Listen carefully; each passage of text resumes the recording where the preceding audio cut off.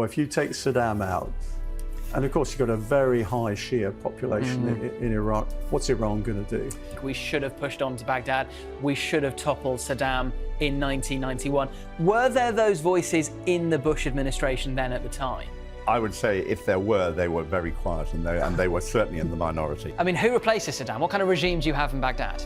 Now, where did those chemical weapons go that Saddam had? Did they actually go there? I've thought about this a lot. I've looked at the evidence a lot, and I don't think that the chemical weapons were aimed at Syria. The agreement was in place. There's been, I won't call it an urban myth, but there is, the idea came around, got into the zeitgeist quite quickly that Mrs. Thatcher had said, "This is no time to go wobbly, George." In early 1991, the Middle East became the stage for one of the most explosive military campaigns in modern history. Operation Desert Storm, the US-led coalition's response to Iraq's invasion of Kuwait, unfolded with shocking speed and precision. After weeks of relentless airstrikes that shattered Iraq's defences, a lightning-fast ground offensive crushed the forces of Saddam Hussein in less than 100 hours. It was a war of firsts: precision-guided weapons, real-time news coverage, and a coalition united under a single mission. The victory was decisive, but the conflict left behind a region simmering with tensions, and its effects still shape global politics to this day.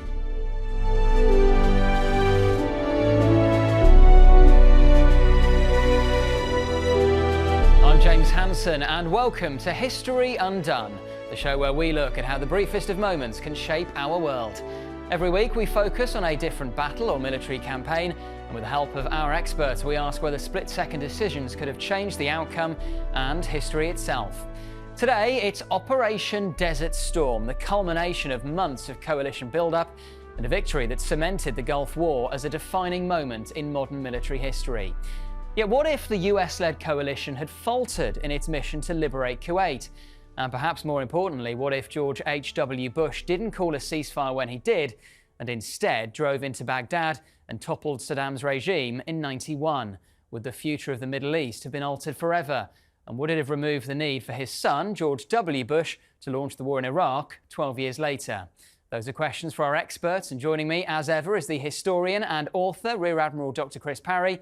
And gracing us in the studio for the first time on History Undone today is former diplomat Tim Dowse, who at the time of Desert Storm was Deputy Head of the Political and Military Emergency Unit at the British Foreign Office. Welcome to you both. Now, first of all, let's just look at a map of the Middle East as it would have been in the early 1990s. And I suppose the crucial thing, just in terms of the context of Operation Desert Storm, is this is a couple of years after the Iran-Iraq war. So Saddam Hussein is really reeling, and his economy is struggling as a result of that. And of course, Kuwait, this state that got its independence from Britain back in 1961, one of the big oil powers of the region, and oil is very, very significant here. Tim Dowse, welcome to History Undone, first of all. Can you tell us a bit more about the context and why Saddam Hussein would have his sights set on Kuwait? Why would he be tempted to make a move on Kuwait at this point? Well, I think there's two answers to that, really. First one is a historical one.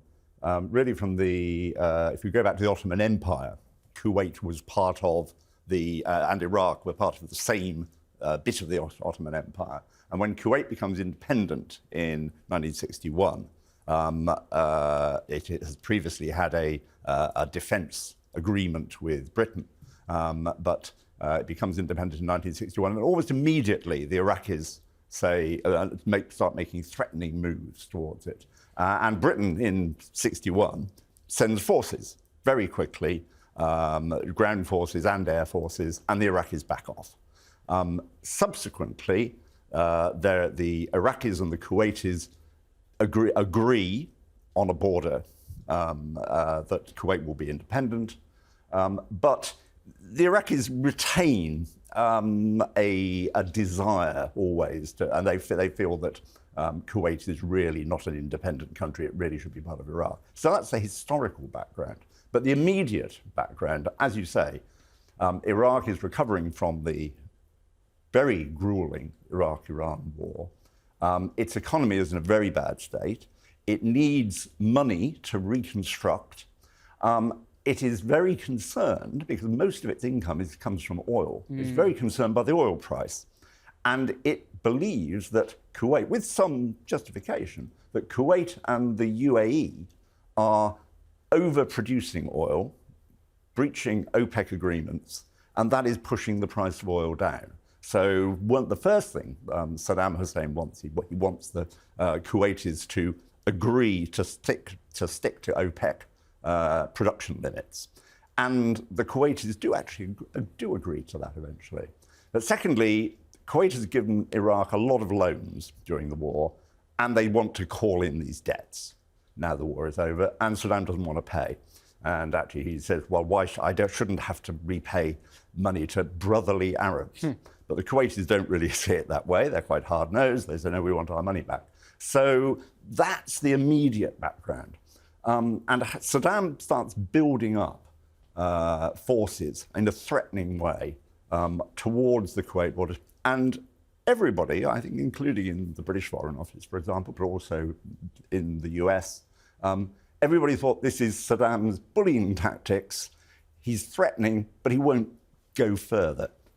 So when the actual invasion comes, it's really quite a surprise. There's been some Arab discussions in the 10 days beforehand.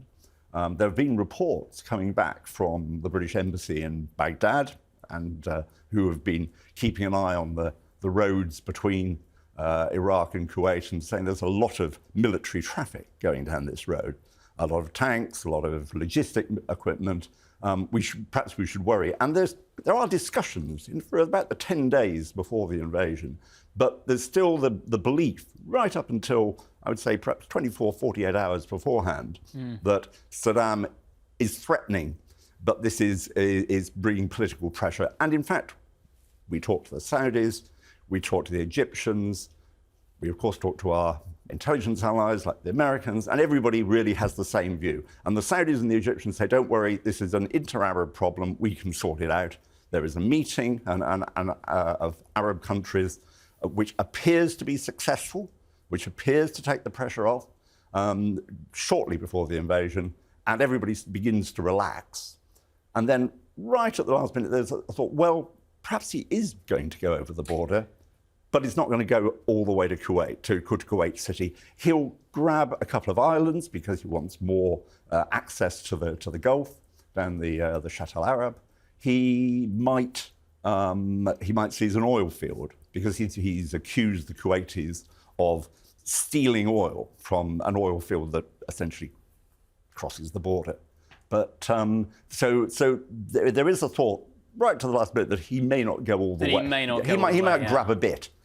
And that would be a problem, but we'd probably all have to suck it up, essentially. But then we're taken by surprise because he goes all the way. Well, on that note, Dr. Chris Parry, let's bring you in and let's talk about the invasion itself, because this happens in August 1990, and as Tim has very eloquently explained, there was this sense, oh, he's not really going to do it, he's not going to go all the way, but he does. There's also a bigger picture issue we've got to acknowledge here is 1989 sees the fall of the Soviet Union and the effective end of the Cold War. And you've got this situation whereby there's this idea of the New World Order where force is not considered to be respectable as an instrument of diplomacy. So that actually plays a part in this. But as Tim says, you know, they basically get together nearly 460,000 troops, 20 divisions that actually mobilize in support of this. They cross the border. The Kuwaitis don't put up much of a resistance. Their navy is captured in port, for example, and the Kuwaitis are overwhelmed by quite massive forces that have been armed in preparation. And during the course of the Iran-Iraq war, you've got a mix of Russian, French, other munitions, and Kuwait is just not prepared and also is not able to resist that level of force. There's no question about that. What happens is there are quite a lot of belligerent noises about why are we going to stop in Kuwait? Why don't we push into Saudi Arabia? Yes. And this, of course, alarms the Americans. The Americans never really worried about the price of oil, but they're worried about the stability of the price of oil at this stage. And it's that threat or sort of perceived threat to Saudi Arabia that immediately brings in what is known as Desert Shield, both air, and naval forces initially, but then quite substantial numbers of air mobile forces as well, to provide a blocking force to make sure that the Iraqis don't even think of going into Saudi Arabia. That's a really good point. Do you want to come in on that, Tim? I mean, in terms of the international reaction, as Chris says, it's swift, it's immediate. The US and the United Nations passed a resolution basically saying to Saddam, look, you have to be out of Kuwait by, I think, the 15th of January 1991. And in the meantime, they want to secure Saudi Arabia's borders, so they impose Desert Shield. Well, that's right. Chris, actually, he does make a good point. Actually, the Soviet Union has not yet fallen. It's on the brink, but it keeps going. But the Berlin Wall has fallen. The Berlin Wall's come down. On its kind of way out. But it is an important point, because Saddam has made a serious strategic mistake in that he has decided to make this land grab just at a point when the East and the West are able to work together in the UN. And Chris is absolutely right that the first concern is, is he going to stop at the Kuwaiti border? And Mrs. Thatcher happens to be in America on the day of the invasion. She's in Colorado with George H.W. Bush. They have a discussion, and there's been, I won't call it an urban myth, but there is the idea came around, got into the zeitgeist quite quickly, that Mrs. Thatcher had said, "This is no time to go wobbly, George."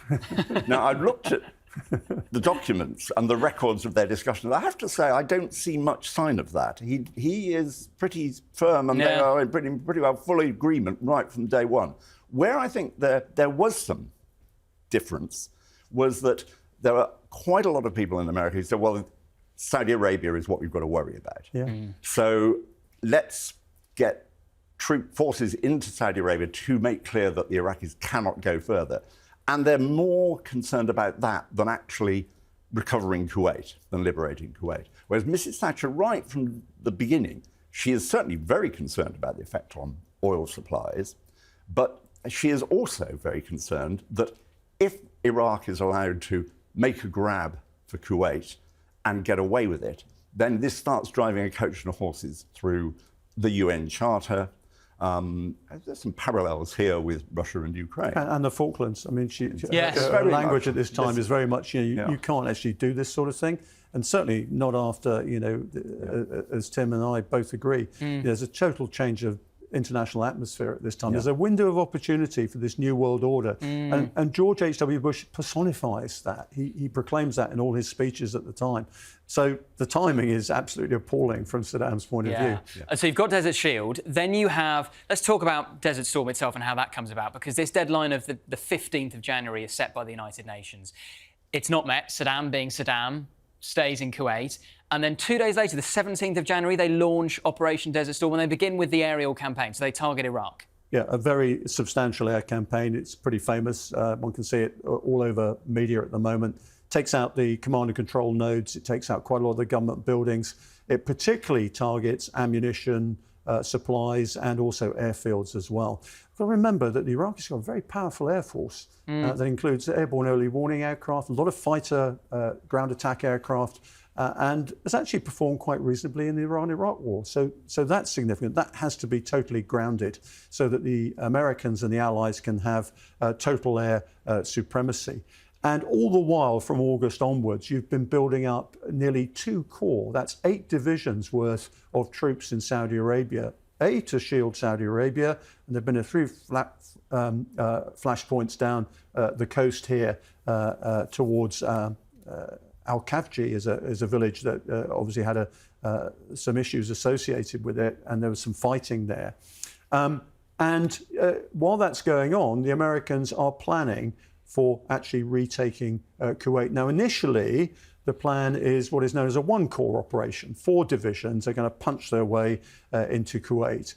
They're going to face nearly 20 Iraqi divisions and 6 reserve divisions as well. So that's quite a heavy sort of force to be able to do. But the training, the equipment, and also the leadership of the Allied force is quite significant. Remember, 42 countries are contributing here.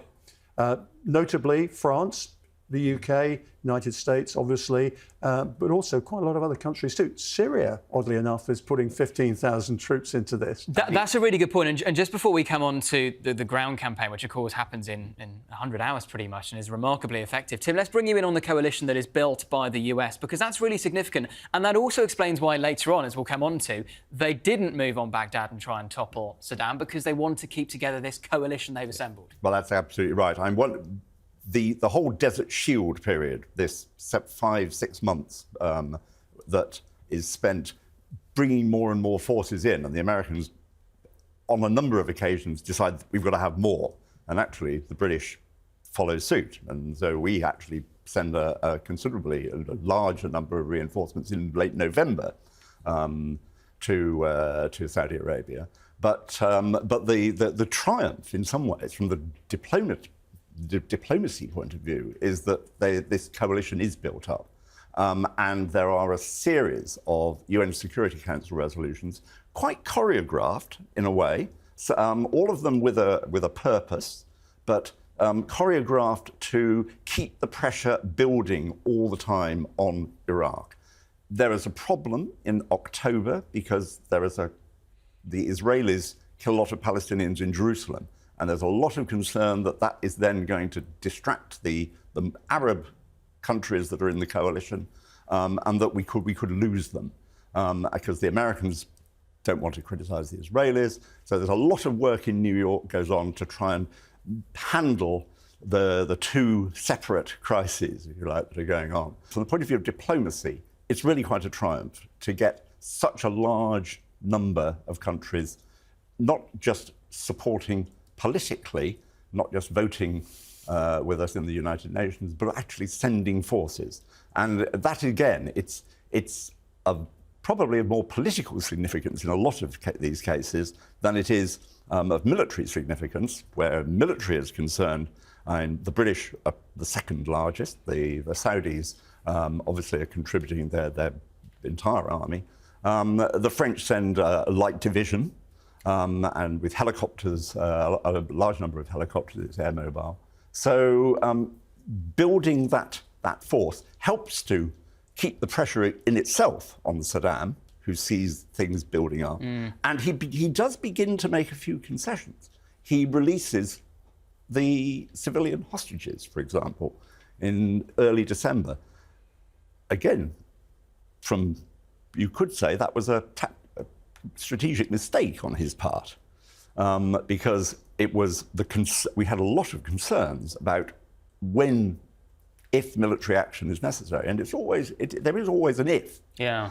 Because there's very heavy sanctions being put on Iraq, and there's always a thought that perhaps hope that perhaps sanctions will work, and he'll back down and he'll observe the UN Security Council demands without the need for military action. I have to say, not many people in London believed that. Mrs. Thatcher certainly didn't believe it. I think John Major, when he replaced her at the end of November 1990, he also was very sceptical that we'd be able to manage this without military action. But nevertheless, keeping the political pressure was on, and he did try to make some concessions, but not enough. Not enough to avert Operation Desert Storm taking effect in the January of 1991. There we go. That's some of the background. Let's focus on the events of Desert Storm itself in particular now, and especially that lightning-fast ground operation.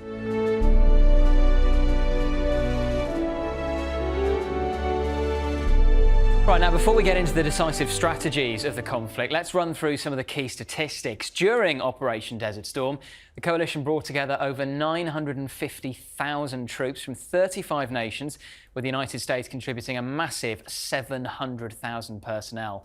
They rolled out a formidable arsenal, over 3,000 tanks, 2,000 aircraft and 6 aircraft carrier battle groups. The result, a devastating blow to Iraq. Between 20 and 35,000 of Saddam's forces were killed, 75,000 were wounded, and around 80,000 were captured. Meanwhile, coalition losses were remarkably low, with 292 killed and roughly 500 wounded. In just 42 days, the coalition's sheer firepower and precision crushed the Iraqi military leaving no doubt about the dominance of modern warfare.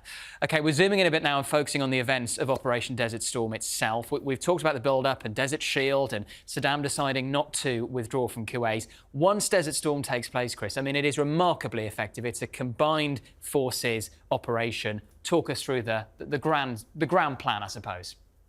So basically, from the 17th of January 91 onwards, there is a 5-week campaign to effectively dismantle the Iraqi state and its apparatus for both waging and supplying war. And that takes the form of an air campaign from airfields widely dispersed across the Middle East from allied countries, particularly Saudi Arabia, but also carrier aviation in the Gulf. Now, leading up to the 17th of January, you see the build-up of 2 marine divisions at sea, and this really distracts the Iraqis. They think there's going to be an amphibious landing.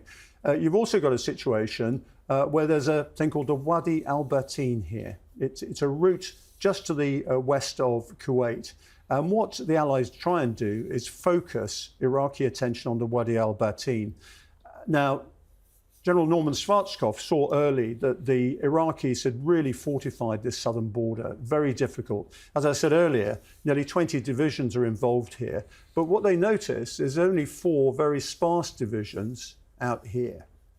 So by the time of the 17th of January, the Allies have got 2 corps, each of 4 divisions.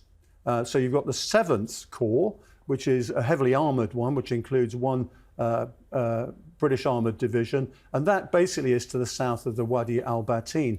The Americans very cleverly have got the 1st Cavalry Division as well, making a lot of noise here, doing reconnaissance in strength, doing sort of attacks with artillery and aircraft to try and make the Iraqis think that that's where the main effort's going to be. And sure, they're seeing a whole corps here. But from the 17th of January onwards, they start moving another corps, 18 Corps, which is basically got the French. It's got 2 other lighter but air-capable divisions. They move them well to the west here. And those 4 divisions take up a position from where they can attack when the main attack comes in, projected for February. Now, the key point about this is we now know that the Iraqis detected it.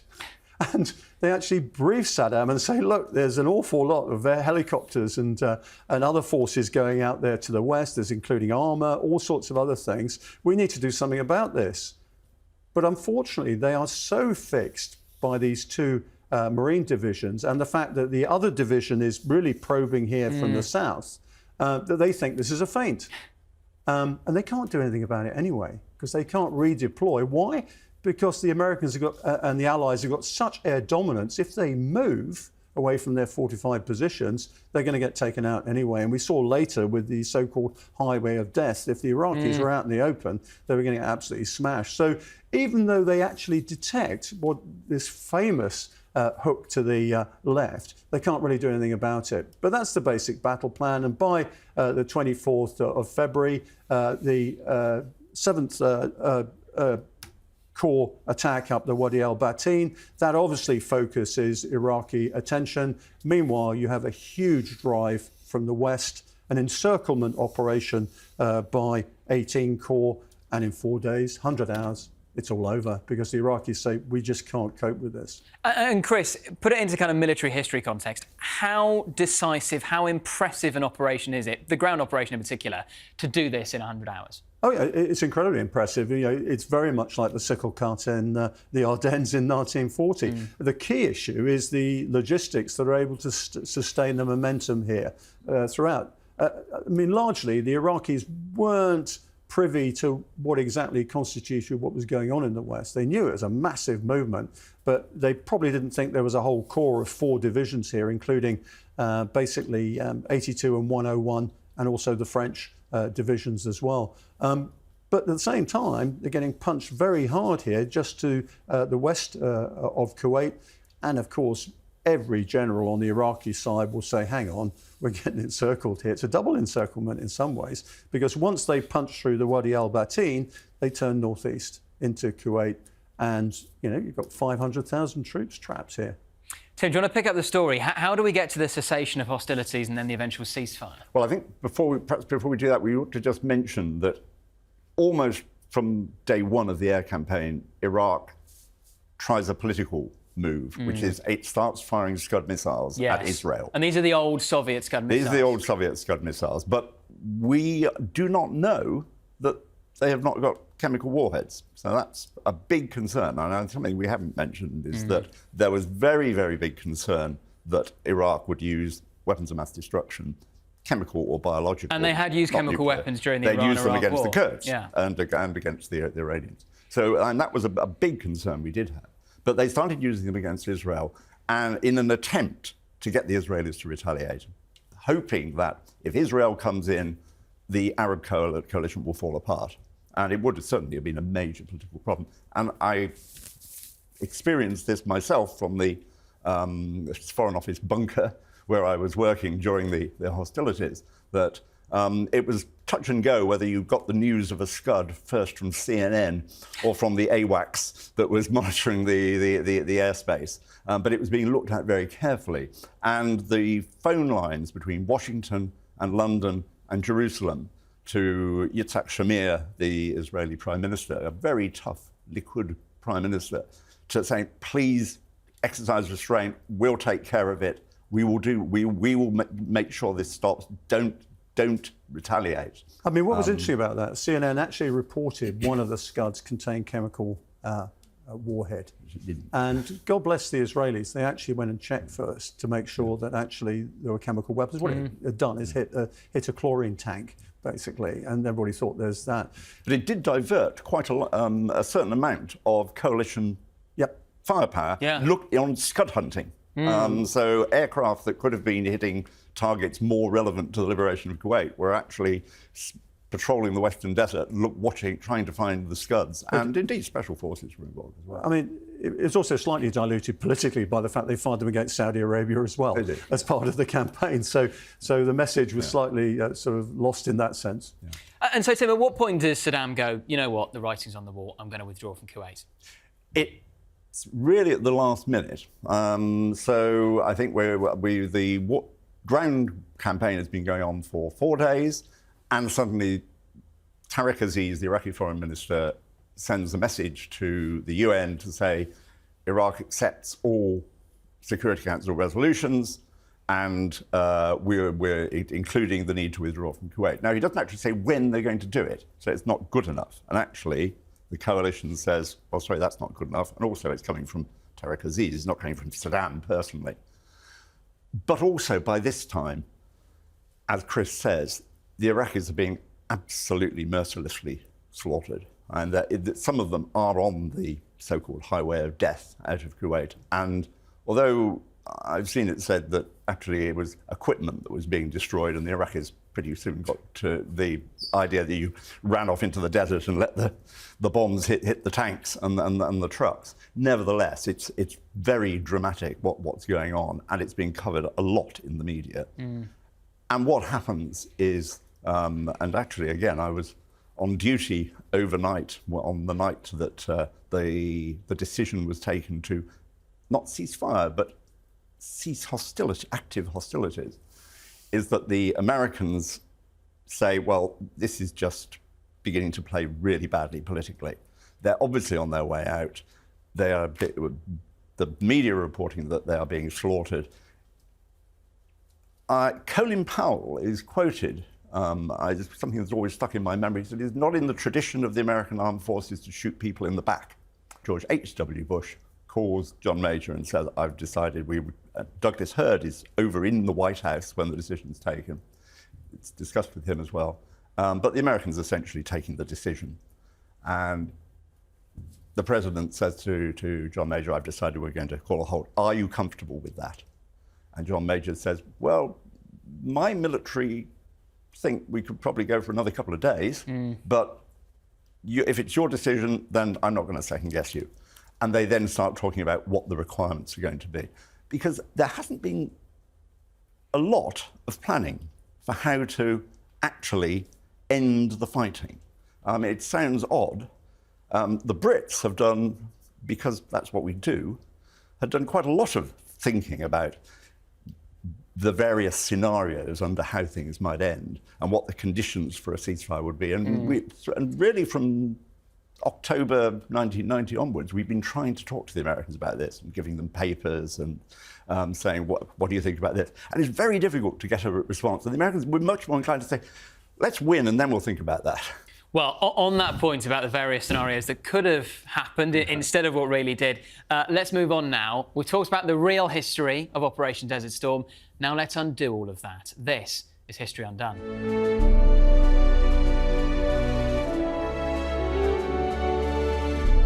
OK, now let's ask ourselves, could Operation Desert Storm have played out differently? Dr. Chris Parry, to start with you. Is there anything Saddam could have really done to try and defeat the Allies? I mean, it seems unlikely. I think the way the Iraqi forces were structured, commanded, no, it's a very authoritarian structure. It relies very much on Saddam and what he wants to do. It relies on lots of networks as well within the Iraqi armed forces that in some cases hate each other. So you've got all sorts of discordant elements. I mean, there's no doubt this is a triumph for essentially the Western way of war, as shown during this. I think once the attack started, he was very much committed and probably gave up in as short a time as he probably could, because the momentum of the campaign was so great. You see on this other map here. But what we have to remember here, the aim of this was to liberate Kuwait and remove the threat to Kuwait. It was nothing more than that. I think in retrospect, we think about Baghdad being taken, we think about Iraq being neutralised. That wasn't the case in 1990-91. Yes. It was simply to liberate Kuwait. And where we've seen mission creep, political mission creep, particularly in Libya, for example, in recent years, I think that's probably affected how we think about Desert Storm. I remember being in Mod on the day that they said we want terms, and everybody thinking, fine, job done. Yeah. That was it. There was no suggestion that we should go up to Baghdad. But were there not, Tim, some in America, and maybe this is something that happened in retrospect, I mean, people like Donald Rumsfeld and Dick Cheney 10 years later thinking, you know what, in hindsight it was a mistake, we should have pushed on to Baghdad, we should have toppled Saddam in 1991. Were there those voices in the Bush administration then at the time? I would say if there were, they were very quiet, and they were certainly in the minority. The US military certainly did not want to go further. In fact, their interest was in having done the job, as they saw it, getting out as quickly as possible, and the president rather supported that. I should say, actually, John Major also had a similar view that the longer we stay with large forces in this part of the world, the more we're going to outstay our welcome. Yeah, we're going to get bogged down. And our friends are going to become uncomfortable. Well, there's the issue with Saudi Arabia, Tim. You know, the whole point with Al-Qaeda, of course, said, you know, one of the biggest blasphemies is all these troops. US troops stationed in Saudi Arabia. So that was playing very strongly at the time. Well, that was one of the justifications that Osama bin Laden then had for one of his fatwas. Exactly, and we recognised that right from day one. But also, we had to go back to the 2nd of August 1990. The UN resolution that was the fundamental basis for all that followed, and that was cited again in every subsequent resolution, including the one that authorised use of all necessary means to liberate Kuwait. That resolution called on Iraq to immediately and unconditionally withdraw its forces to their positions on the 1st of August 1990, which, i.e. just back over the border from Kuwait. Now, to go all the way to Baghdad fundamentally would be changing the rules of the game. But so the difficulty with it was, number one, there must be a legal problem. We would be arguably breaching the UN Charter just in the same way that we had correctly accused Saddam of doing. There was a political issue. The US Congress was never 100% in support of George H.W. Bush's operations here. There were people in Congress who said, why are we putting American lives at risk for this little undemocratic emirate in the Gulf? And one of President Bush's successes was in getting Congress on side. Once the war started, people swung in behind the forces. But whether that would have continued if we'd then gone further, was It's a very good that was a point. question. Now, I think there's a practical issue. I mean, Chris, I may be able to say, as whether militarily one could have done it. I mean, the plan we're not there. Well, could you have? The basic problem is recycling your troops. I mean, they've been on the ground for a long time with Desert Shield. And so actually getting people to regenerate and come through may have been the issue. I mean, some of the directives early on from the politicians in Washington were, get this done quickly. And part of the plan for the double envelopment came about because of that. How are we going to best end this? And I think we really have to look at what life was like in 1990-91. You know, it's the end of the Cold War, effectively. You're starting to think about peace dividends. You know, you're committing a huge number of forces and troops here.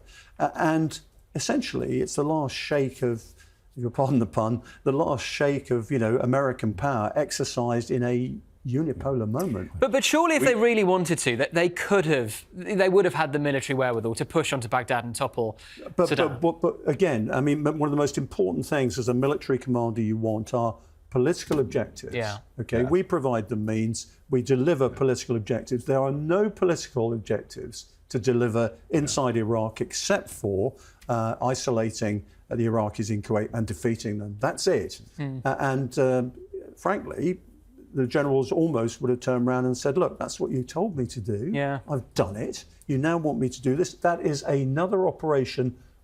The context has changed. We're going to have to recalibrate. We're going to have to resupply, rearm, and basically we have to replan as well. And also, and I think there's a very strong likelihood that we would have lost the coalition. The moment we went beyond those resolutions, I think we'd have lost the Russians.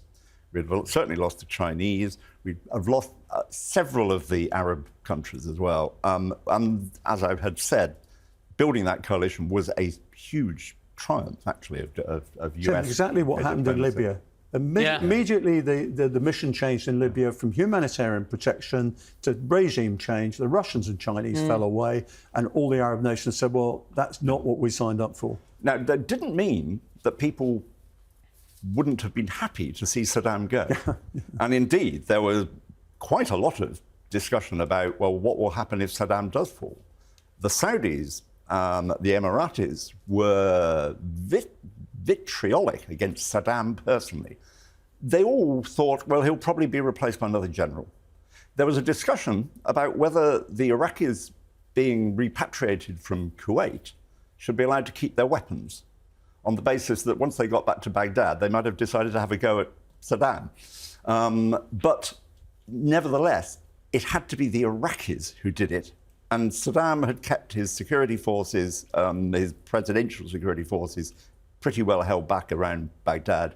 And it didn't happen. There were uprisings. The Kurds the Kurdish uprising, the Shiites rose up. And he managed to suppress those. Now, eventually, no-fly zones were put in place to try and protection was arranged for the Kurds. There's another issue as well. There's another bête noire for Western nations here. It's Iran. Yes. So after the end of the Iran-Iraq war, if you take Saddam out, and of course you've got a very high Shia population in Iraq, what's Iran going to do? Yeah. And that was a constant worry. If you take Saddam out, you've got nothing between Iran and, oh goodness, Jordan and Israel. Yes. And it's something also that the Gulf states and the Saudis were concerned about too, that you could tilt the balance. They could see that eventually you were going to need Iraq in some way as a counterbalance to Iran. And the other thing which became very true after 2003 was, you break it, you own it. Well, and how long do we end up in Iraq for? And exactly, and you know, there may have been the forces militarily to go to Baghdad, but there was no plan to occupy and run Iraq. So on either occasion, to put aside the, I'll stay off the more recent one, but putting aside the political and the diplomatic, there was a practical issue there. Yeah. And it might have been that if they'd gone to Baghdad and overthrown Saddam, that we would not have had to do that in 2003. But it would probably also have meant that all the problems that followed from 2003 would have hit us happened in the earlier. early 90s, and just at a point when Yugoslavia was falling apart. It's an interesting echo from the Second Gulf War. I analysed all the military papers from Saddam's office, and just before the invasion in the Second Gulf War, Saddam's talking to his generals, and he says, you know, how do you see the situation right now? What about these threats? And they say, look, here's the order of threat, Saddam. First of all, Iran. Then there's internal insurrection. That's why we need to have the Fedayeen out on the ground, and we need to disperse our forces.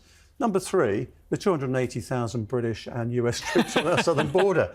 And they actually say to him, we'll do what we did last time. You know, we'll let them get up to the Euphrates, and then you can go and get a ceasefire, just like you did last time. So it actually shaped perceptions. But the interesting thing about that is we were worried about chemical weapons against our forces. It was actually with regard to Iran, because what Saddam Hussein then says, and it's actually on the documentation in the minutes, that's why we have to keep telling people we've got weapons of mass destruction. So if you've got a highly placed source near Saddam Hussein, what are you hearing? And I don't hold a brief for Tony Blair, but at the end of the day, what they're hearing from Saddam's inner circle is they still got them. Well, hold that thought, because we're coming on to now the kind of big elephant in the room, which is how what happens in 1991 impacts what happens 12 years later. So let's explore now. Had Operation Desert Storm resulted in the fall of Saddam in 1991, how might history have looked different?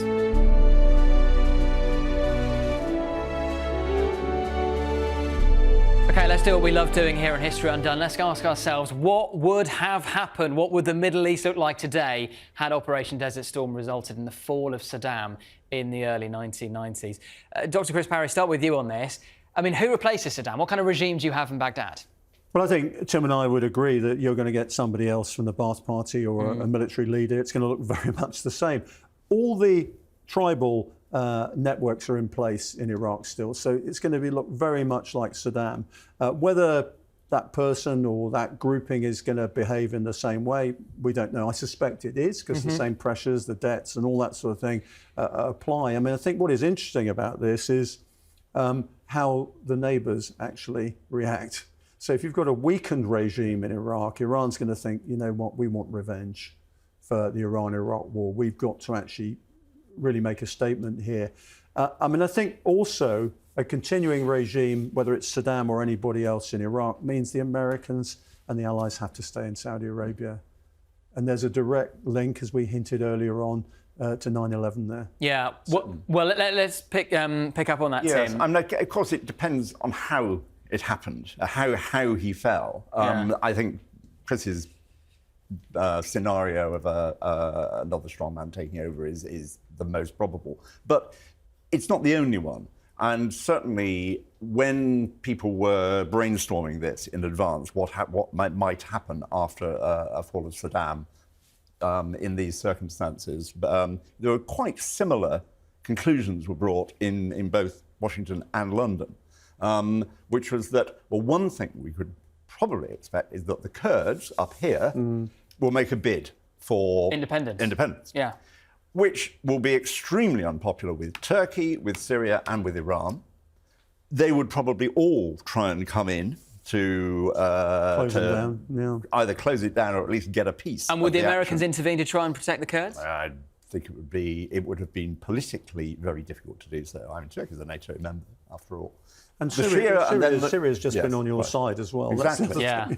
No, we have had a very long-standing relationship with the Kurds all through the Saddam years, and a lot of Kurdish opposition were based in London. And we indeed, the UK still does have a very good relationship with the Kurds, but we have never suggested that independent Kurdistan was a good idea. The maintaining Iraq is an artificial creation, but it's nevertheless keep changing. Once you start changing borders, it's difficult to know where that stops. Down in the south, you had the Shia might have also made a bid for autonomies, independence in some way.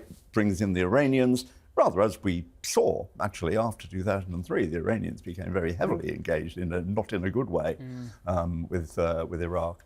So the idea that it seemed at least possible that we could find Iraq breaking up, and that would be start a domino effect, which starts knocking on.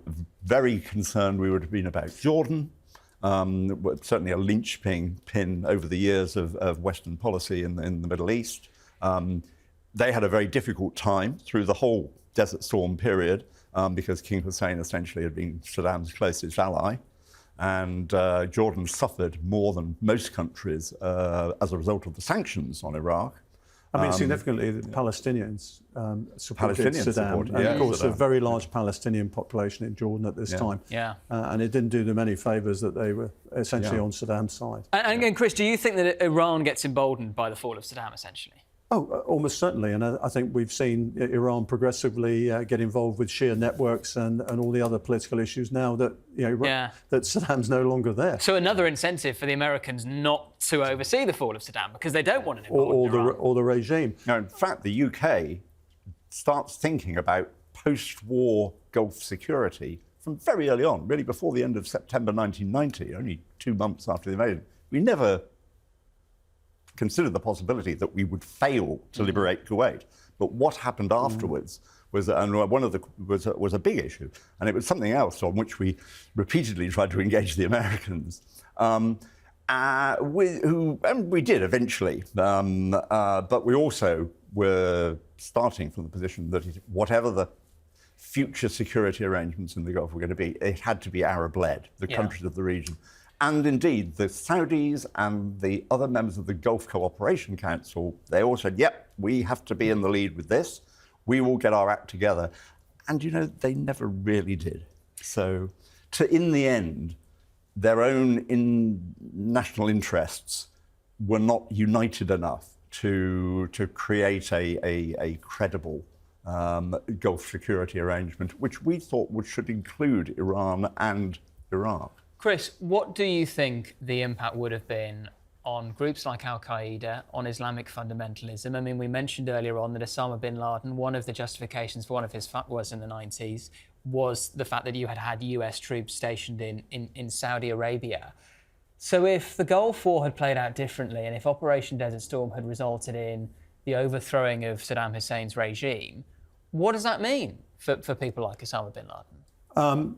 I think these movements are going to go forward anyway. They've got other... Would they be accelerated even? Not really, no. I think they would have come forward, but this was a pretext. The fact that you had allied Christian, and as he expressed it, troops near the holy places in Saudi Arabia was basically an excuse. There was a broader propaganda that drove Al-Qaeda. It came out of the back of Afghanistan and all that sort of thing. And so that was always going to happen. But some of the narrative around it certainly would have changed, I would have thought, in these circumstances.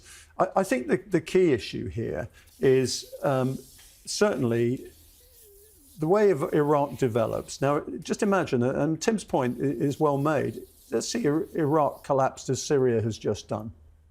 What fills that vacuum? Well, the worry is that actually, yes, Iran fills that vacuum very quickly indeed. And that puts a very interesting slant then on what happens here, because certainly you've got a lot of sort of aggressive propaganda coming from Al-Qaeda and other groups like that. But look at the Iranian Revolution and the propaganda that it's pushing, the anti-Western rhetoric, the anti-American rhetoric, and also particularly anti-Israeli rhetoric. So it may have emboldened the Iranians, to tell you the truth, to actually say, look, Iraq is basically a Shia country. My own forecast, if that had happened, is you'd have had a serious civil war in Iraq. The Sunni elements would not have tolerated that.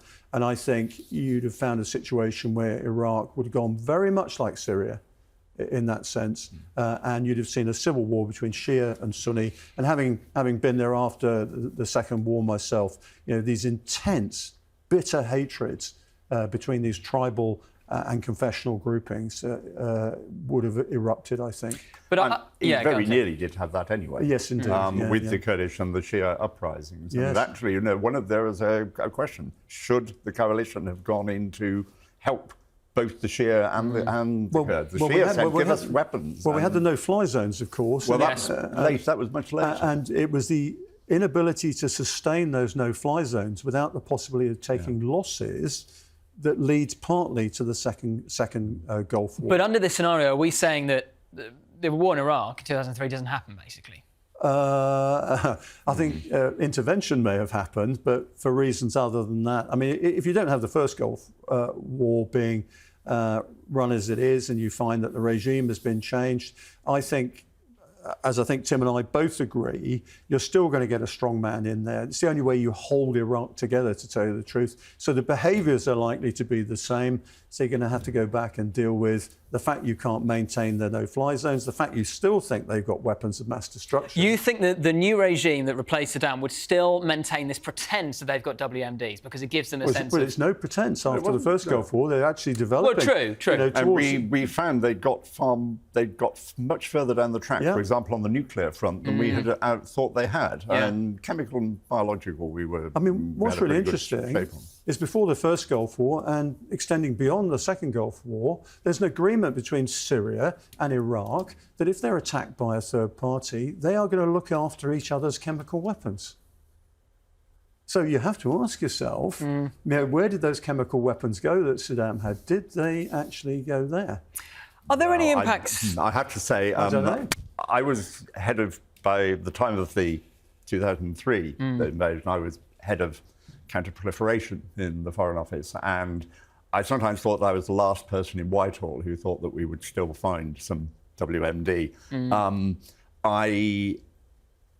I've thought about this a lot. I've looked at the evidence a lot, and I don't think that the chemical weapons were aimed at Syria. The agreement was in place. There was an agreement, I think the Iraqis were overwhelmed so much, actually, in 2003 that they didn't have time to... But they didn't destroy them beforehand, did they? They destroyed a lot.